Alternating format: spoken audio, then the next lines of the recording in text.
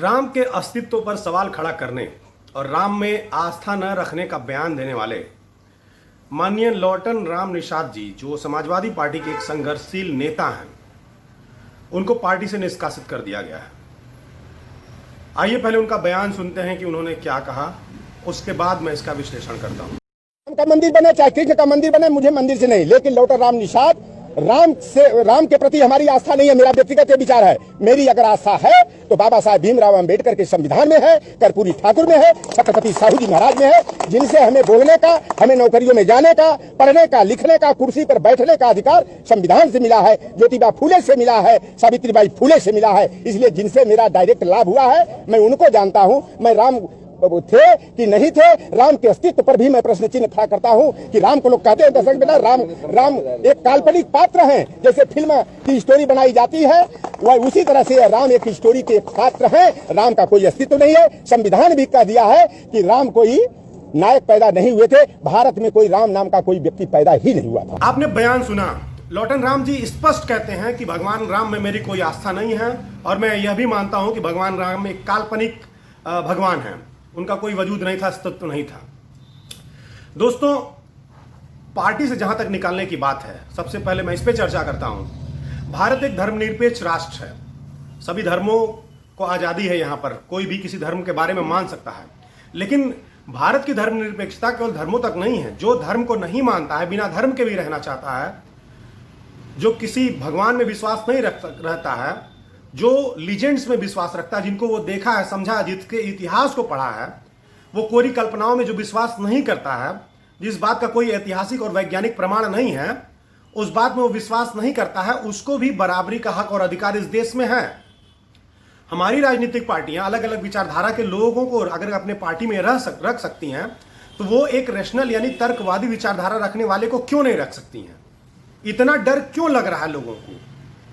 आप तर्कवाद को अगर राजनीति में जगह नहीं देंगे, तो आप जरा सा दिमाग लगा करके बताइए कि इस दुनिया में धर्म के मानने वाले लोगों ने क्या बेहतर कार्य किया है।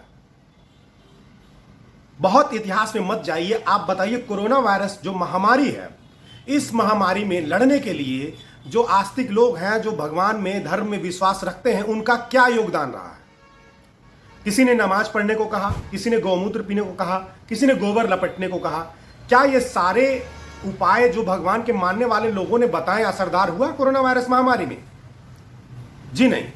अगर कोरोना वायरस महामारी में आप देख लीजिए, तो यहां पर वैज्ञानिक सोच रखने वाले देशों ने जो विकास किया है, चाहे वो मास्क बनाना हो, चाहे वो सैनिटाइजर का आविष्कार हो, ये सारा तर्कवादी लोगों ने किया है। और अगर आज आप तर्कवादी व्यक्ति को, रैशनल व्यक्ति को सिरे से खारिज कर देंगे, पार्टी से निष्कासित कर देंगे, इसका मतलब यह है कि आप स्पष्ट बोलने वाले किसी व्यक्ति को पचा नहीं पा रहे हैं। आपको ऐसे व्यक्ति चाहिए जो ढोंग करता हो, जो मजार पर चादर भी जाकर के चढ़ाए, जो मंदिर में माथा भी टेक ले, जो अंबेडकर की पूजा भी कर ले और बाबा साहब के संविधान को बचाने की भी बात करे। आपको स्पष्ट बोलने वाला व्यक्ति नहीं चाहिए। भक्ति रस में देखिए अगर आप, तो आलोचना भी भगवान की भक्ति मानते हैं। भक्ति रस के मानने वाले संत, भगवान की आलोचना करना भी एक प्रकार की भक्ति है। लेकिन खैर, इतना दिमाग आप लोगों के पास है नहीं, न तो आप कभी पढ़ते हैं, न तो कोई अध्ययन करते हैं। आपके भाषा में अगर बात किया जाए तो आप कहते हैं भगवान सर्वशक्तिमान है, भगवान की मर्जी के बिना एक पत्ता नहीं हिलता है। आप यह बताइए कि कोई व्यक्ति भगवान को सिरे से खारिज कर देता है, यह दिमाग, यह बोलने की शक्ति उसके अंदर कहां से आती है? यदि आपके भगवान में, ईश्वर में, गॉड में, अल्लाह में इतनी ताकत है कि उसकी मर्जी के बिना पत्ता नहीं हिलता है, तो कोई उसकी बुराई कैसे कर लेता है, कैसे उसको सिरे से खारिज कर देता है? यह बात थोड़ा सोचिए।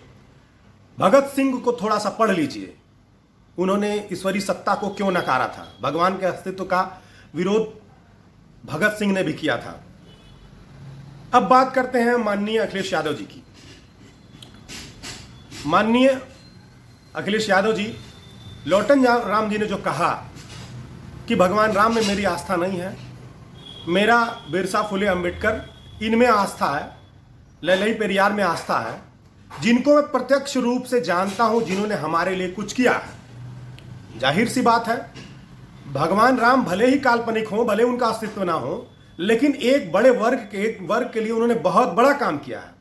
भारतीय जनता पार्टी जो सवर्णों के वर्चस्व वाली पार्टी है, उस पार्टी को भगवान राम ने आज सत्ता में बैठा दिया है, सबसे बड़ी पार्टी बना दिया, सबसे ज्यादा पैसे वाली, सबसे ज्यादा महंगे कार्यालयों वाली पार्टी बना दिया है, उनको भगवान राम ने दिया है। लेकिन उसी भगवान राम की पॉलिटिक्स ने आपकी जो बिरादरी, जिस कम्युनिटी से आप आते हैं, ओबीसी, उसको नौकरियों से वंचित किया है। 2019 में भारत के 40 केंद्रीय विश्वविद्यालयों में से एक भी केंद्रीय विश्वविद्यालय में कोई प्रोफेसर ओबीसी का नहीं था। न्यायपालिका में ओबीसी जज नहीं है, उनका रिप्रेजेंटेशन 0 के बराबर है। या व्यवस्थापिका, कार्यपालिका या मीडिया में भी ओबीसी का रिप्रेजेंटेशन कहां है?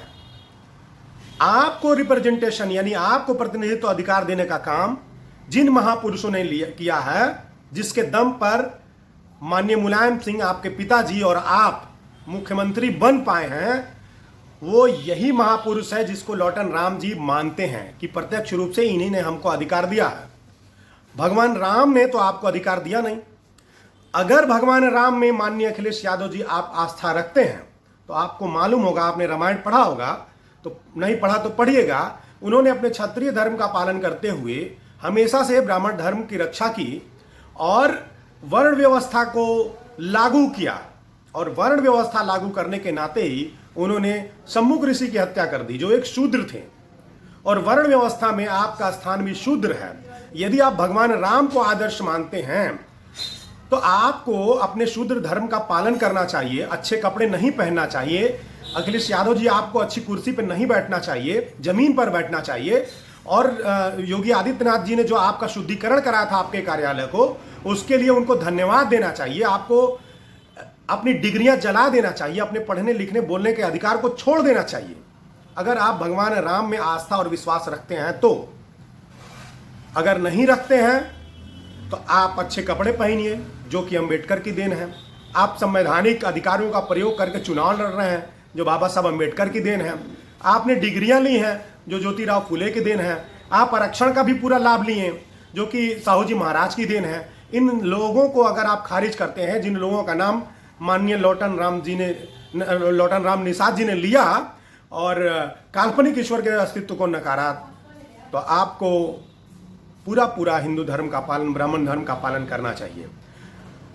साथियों, यह वीडियो बनाने का मकसद यही है कि जो भी लोग धर्म के मानने वाले, राम के मानने वाले जो भी लोग हैं, उनको पूरा जगह और पूरा सम्मान मिलना चाहिए। जो भगवान को मान रहा है वो भी, जो भगवान को नहीं मान रहा है वो भी, क्योंकि जिसको जहां से फायदा होता है वो वहां पर जाकर के माथा टेकता है।